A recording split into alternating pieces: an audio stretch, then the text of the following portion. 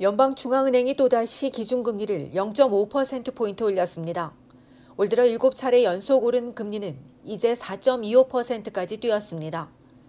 기준금리가 4%를 넘기기는 2008년 1월 이후 처음입니다. 중은의 긴축 기조는 치솟는 인플레이션을 완화시키기 위한 겁니다. 앞서 지난 7월 1%포인트 올리며 시장을 놀라게 한 중은은 9월에도 0.75%포인트의 자이언트 스텝을 이어갔으나 10월에 이어 오늘은 0.5%포인트로 금리 인상 속도를 다소 완화했습니다. 중은은 또 긴축 기조 변화도 예고했습니다. 그동안 빠른 금리 인상을 예고했던 중은은 오늘은 시장 상황을 지켜보겠다고 밝혀 인상 속도 조절을 시사했습니다. 성장률 둔화 전망과 인플레이션 완화 초기 징후에 더해 소비 감소와 주택시장 냉각 때문으로 풀이됩니다. 앞서 중은은 인플레이션 억제를 위한 금리 인상과 이로 인한 침체 위험 간의 균형을 맞추기 위해 노력하고 있다고 전한 바 있습니다.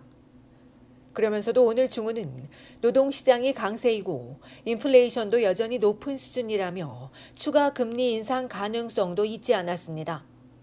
이외에도 오늘 중은은 국내 경기가 내년 상반기까지 정체될 것이라고 예상했습니다. 이에 경제 전문가들도 긴축 완화론을 전망했습니다. 전문가들은 중은이 내년에 기준금리를 0.25%포인트씩 한 번 또는 두 차례 인상한 뒤 금리 인상을 동결할 것으로 예상했습니다. 일부에선 금리 인상 기조는 이번이 마지막으로 금리가 4.25%에서 멈춘 뒤 2024년까지 계속될 거라는 전망도 내놨습니다. 올해 금리 인상분의 지연 효과를 고려하면 2023년 내수와 노동시장, 인플레이션이 충분히 냉각될 수 있다는 겁니다. 중은의 차기 통화정책회의는 2023년 1월 25일입니다. 한편 앞서 2008년 하반기 경기 침체가 오기 전 2007년 7월에서 10월까지 기준금리는 4.5%였습니다.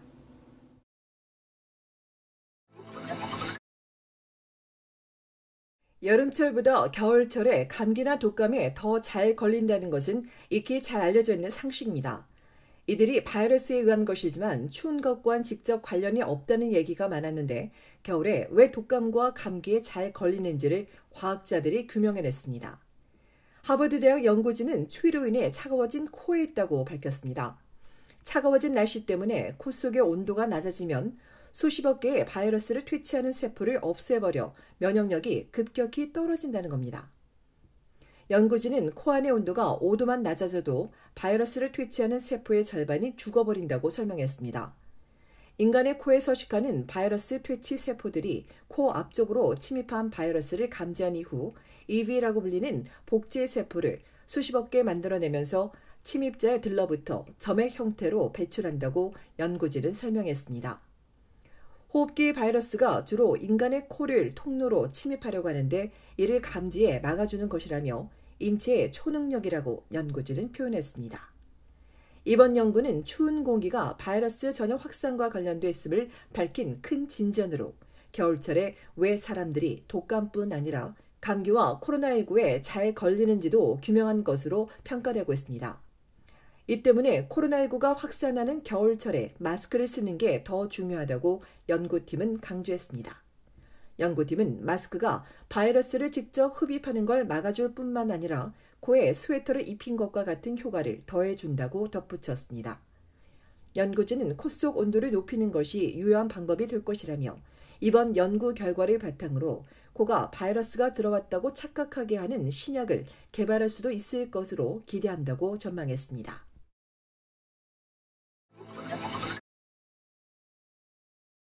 코로나 지원금을 부당 수령에 환수해야 할 액수가 수백억 달러에 달하는 것으로 나타났습니다. 연방감사원은 코로나 대유행 중 정부가 신속히 가정을 지원하는 데는 성공했으나 반대로 지원금이 줄줄 샜다고 지적했습니다. 코로나 이후 신속한 재정 지원으로 빈곤 증가를 막고 소득 불평등을 완화했으며 대유행 이후 빠른 회복을 돕는 데는 기여했다고 밝혔습니다. 그러면서 정부 재정 지원이 없었다면 빈곤율이 6.4%에서 거의 2배가 됐을 것이라고 덧붙였습니다. 다만 긴급 대응 혜택 지급으로 저소득층 신청자의 3분의 1이 직장 복귀를 꺼리는 단점도 나타났습니다. 적절한 검증이 없어 줄줄이 샜다는 지적도 나왔습니다.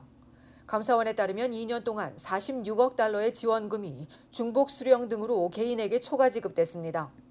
약 250만여 명이 여기에 해당됩니다. 특히 개인과 업체에 지급된 274억 달러에 대해선 추가 조사가 필요하다고 강조했습니다. 여기에는 이전 소득이 5천 달러 넘는데 지원금을 받은 65만여 명분의 83억 달러와 4주 동안 1,000달러 이상을 버는데도 긴급 대응 혜택 CERB를 신청해 38억 달러를 받은 140만 명이 포함됩니다. 또 소득이 기준만큼 줄지 않았는데도 임금 보조금으로 지급된 155억 달러가 있습니다. 감사원은 특히 이 임금 보조금이 고용주에게 세부 정보 제출을 요구하지 않아 적격 여부를 평가할 데이터도 충분치 않았다고 지적했습니다. 이에 감사원은 당국이 코로나 재정 지원 프로그램을 제대로 관리하지 못했다며 당장 이들에 대한 조사를 확대하고 초과 지급되거나 부정수급한 지원금을 회수해야 한다고 강조했습니다. 감사원은 정부가 법적으로 모든 지불 내역을 확인해야 한다고 밝히면서 그렇지 못할 경우 국민에게 설명해야 한다고도 덧붙였습니다. 이에 내 정부는 개인과 기업의 부정행위를 적발하기 위해 계속 조치를 취할 것이라면서도 비용과 국제 사례를 비추어 100% 확인하기는 어렵다고 전했습니다.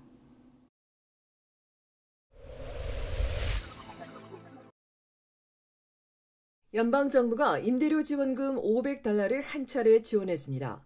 대상은 2021년 순소득이 개인은 2만 달러 미만, 가족의 경우 3만 5천 달러 미만인 저소득층이 하며 2021년 연간 순소득 중 최소 30% 또는 그 이상을 렌트비로 지불한 경우에 한합니다. 또 2022년 12월 1일 기준 15세 이상으로 주 거주지가 캐나다이고 2022년 캐나다에 거주하고 있으며 세금 보고 자격도 있어야 합니다. 2022년에 납부한 렌트비의 일부를 지원해 주는 것으로 오는 12일부터 시작되는 캐나다 렌트 지원금에 신청하려면 연방국세청 웹사이트에 마이 어카운트를 만들어야 하고 이미 가지고 있는 대상자는 관련 서류를 준비한 뒤 바로 신청하면 됩니다. 한편 온타리오주의 캐나다 한인 여성회가 캐나다 렌트 지원금과 관련해 신청 방법 등을 도와주고 있습니다.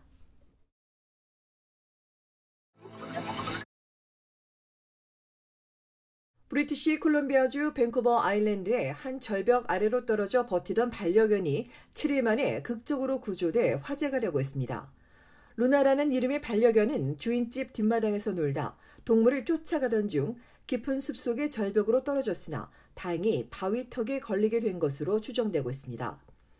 루나가 보이지 않자 견주가 며칠 동안 숲속을 찾아다녔지만 찾지 못했는데 절벽 아래 강 건너편에 사는 한 주민이 루나의 우는 소리를 듣게 된 겁니다.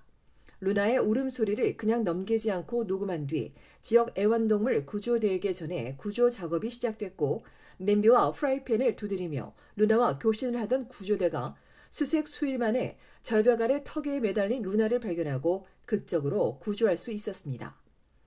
루나와 만난 견주는 너무 감격스럽다고 전했고 루나 역시 흥분을 주체하지 못한 것으로 알려진 가운데 루나 울음소리를 구조대에게 알려 구출시킨 이 주민은 자신도 작년에 반려견을 잃어 심정을 잘 알고 있다며 루나와 주인이 다시 만나는 모습을 보니 너무 좋다고 말했습니다.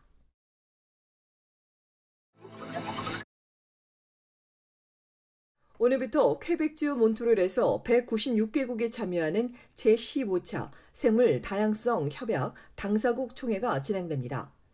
생물 다양성 협약은 1992년 채택된 유엔 협약으로 2030년까지 보호지역 30% 확대 등 생물 다양성을 지키기 위해 전 지구적으로 추진해야 하는 과제가 담긴 전략 계획이 마련될 예정입니다. 오늘부터 19일까지 열리는 총회는 원래 재작년 중국 원난성에서 열릴 예정이었으나 코로나19로 연기됐다가 지난해 10월 온라인에서 일부 회의를 열고 이어 생물 다양성 협약 사무국이 있는 몬트리올에서 2부 대면 회의가 시작됐습니다.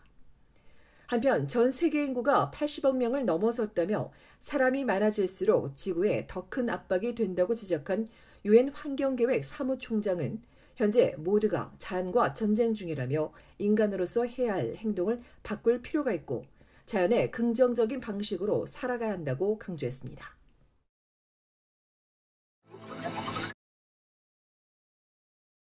캐나다의 스파 전문 잡지가 전문가 패널과 함께 각 분야별 최고의 스파와 웰니스를 선정했습니다. 발표에 따르면 전국 최고의 스파는 퀘벡주 브로몽의 발리아 스파인 리저브 더 메일과 온타리오주 그래프톤의 세인트 앤스 스파이며 새로 오픈한 스파 중에선 온주 베르 인근의 페타 노르딕 스파가 1위에 꼽혔습니다. 또 온주 블루마운틴의 스칸디네이브 스파가 최고의 데이 스파에 선정됐고 여러 곳에서 운영 중인 빅토리아 파크 메디 스파는 최고의 메디 스파에 토론토 리츠 칼튼의 스파 마이 블렌드는 호텔 스파 중 1위를 수상했습니다. 이외에 전국 상위 25위에 온주의 11개 스파가 꼽혔고 브리티시 콜롬비아주 5곳, 엘버타주 3곳, 퀘벡 3곳 등이 선정됐습니다.